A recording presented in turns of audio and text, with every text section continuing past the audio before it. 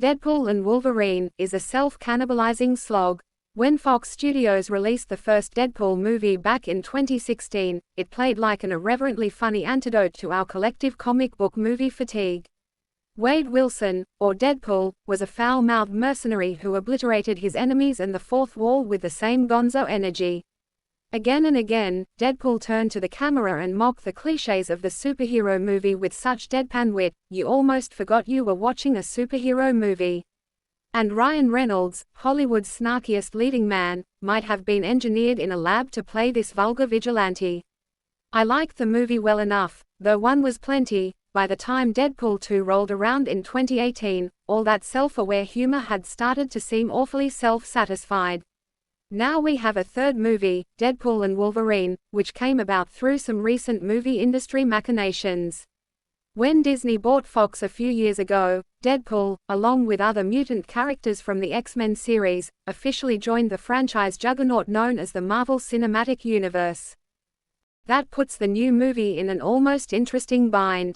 It tries to poke fun at its tortured corporate parentage. One of the first things Deadpool says is, "Marvel's so stupid." But now the movie also has to fit into the narrative parameters of the MCU. It tries to have it both ways, brand extension disguised as a satire of brand extension. It's also an odd couple comedy, pairing Deadpool with the most famous of the X-Men, Logan, or Wolverine, the mutant with the unbreakable bones and the retractable metal claws, played as ever by a bulked-up Hugh Jackman. The combo makes sense, and not just because both characters are Canadian. In earlier movies, Deadpool often made Wolverine the off-screen butt of his jokes. Both Deadpool and Wolverine are essentially immortal, their bodies capable of self-regenerating after being wounded. Both are tormented by past failures and are trying to redeem themselves. On screen, the two have a good, thorny chemistry, with Jackman's brooding silences contrasting nicely with Reynolds' mile-a-minute delivery. I could tell you more about the story, but only at the risk of incurring the wrath of studio publicists who have asked critics not to discuss the plot or the movie's many cameos.